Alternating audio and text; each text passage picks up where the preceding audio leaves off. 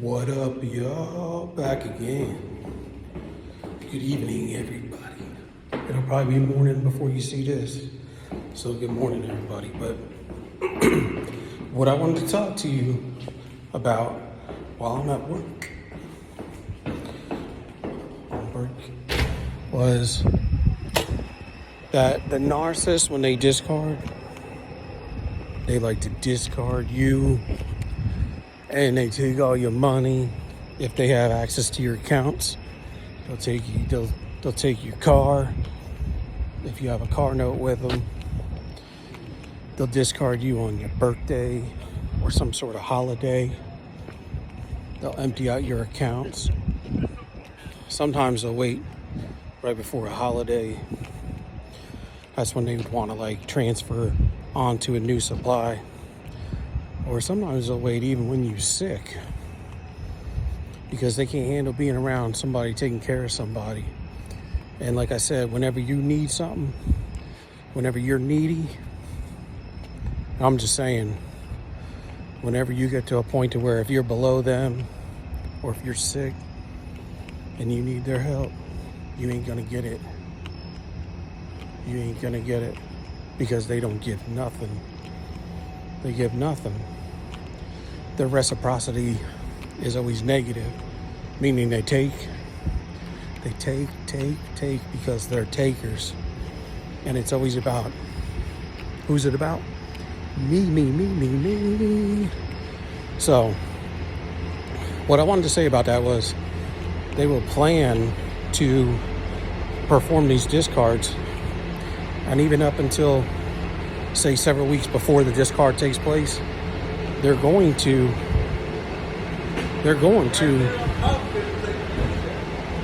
before the discard takes place, they're going to be wearing you out. Meaning, they're going to get you in such a negative reciprocity before discard that you're going to be chasing them so hard. And this is what they do, because you be trying to always get back to square one with them. And they're always trying to get where they can you're always trying to get back to that first initial relationship. You know what I'm saying? So when you're trying to get back to that first initial relationship, in the first love bomb of phase one, that's what you're always trying to do when you get back with them. And you get out of love bomb phase again, you always go right back into what goes into your mind, because this is all set up in subliminal. And I always tell you, it's witchcraft.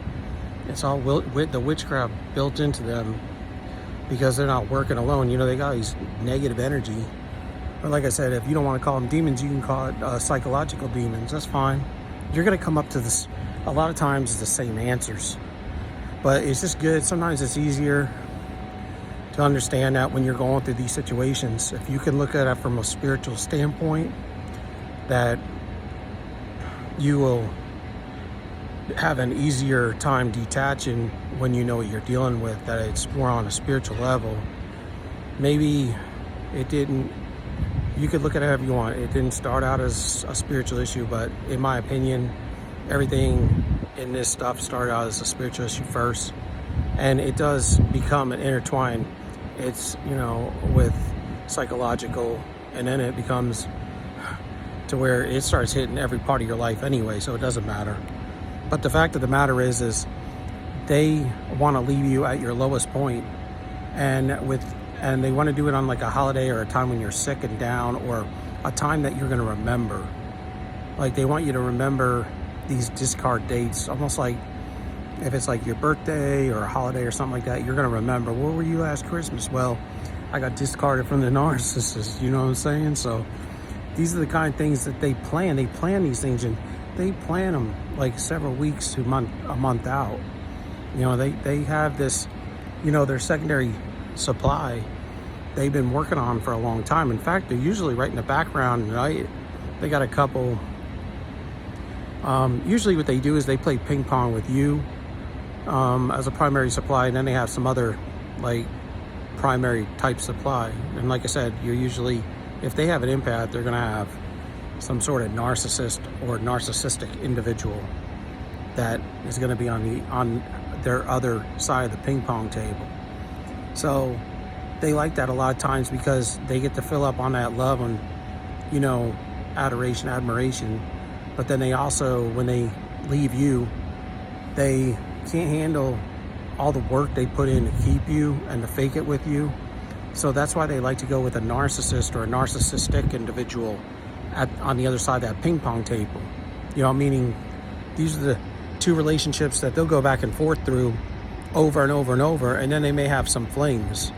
But this is how a narcissist, once they get you as the center of the fuel matrix, and, you know, they want to leave it open to where there's no closure, because, you know, you're always going to be, until you awake to this stuff, really, your natural self is going to be always looking at them as a natural human being. You know, even though they have a psychological disorder or whatever, or a personality disorder or a spiritual issue or whatever, it's like you're still, because you can't put a diagnosis to it and nobody else has, right? It's not like they're walking around and their family's telling you that they have this diagnosis or that diagnosis. I mean, you don't hear nothing, man. I never knew about narcissism.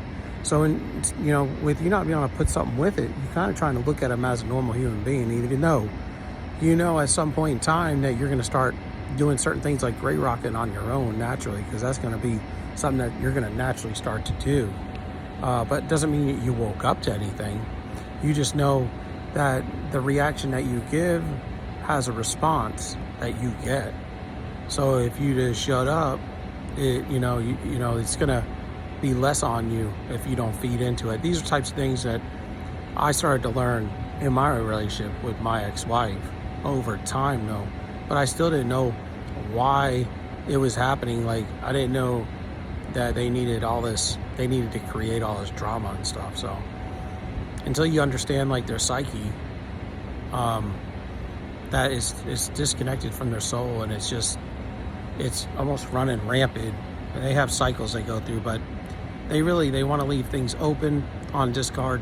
They want to do it on a major day, a holiday, a birthday, something like that, or when you're sick. It's going to be one of those types of occasions. They're going to leave it open, and a lot of times they're going to take a lot of your valuables or something. They're going to leave you when your money's down. They're going to leave you when you're sick, or they're going to leave you maybe when you get a career advancement, because they got to keep you low. And if they can't knock you down and you're starting to advance, sometimes they'll do these things because then you'll knock yourself down, because you'll feel so horrible inside because of the way they make you feel. So it may affect your work to where, you know, they got to keep you down so that they can stand on top of you and control you that way. They got to bring you down to their level. And that's why they want to keep you on that narc vibration, because that's an abusive vibration. And that's why when you get off these, out of these narcissistic relationships, that's why people that say that they can't find a good man or woman after they get out of these relationships, because you're on that narc level, that narc vibration. If you're on a narc vibration because they pulled you down, the first part of healing is to get back to your baseline, which is where you were before you met the narcissist. But then because you woke up to narcissism, you should be able to elevate to that chosen one status, you know? And so that's what you're dealing with. If you stay on this plane, that's why you don't get off that narc energy. You're gonna have nothing but abusers coming to you, because this is a narc vibration, and they're gonna continue to come to you. That's why you gotta get your vibration right. It takes healing to do that. A lot of times you gotta go inside and you gotta stay home alone, and you gotta disconnect from everybody, and then you gotta reassess all your friendships and relationships, including your family, because a lot of them are narcissists, man. They've been beating on you a long time, you didn't know it. But anyway, on discard, they're gonna leave you like that because they want you to come back, and they want you to beg for them. They want you to almost get on one knee, like you get on two knees, like you're proposing to them. But I'm telling you not to do that. Just keep it moving, and don't give them no time of day, because whenever you give somebody the chance to abuse you and you make it easier for them to abuse you, then you're in trouble, because they will continue to do it and it will get worse and worse. Until next time, Souls up. We out.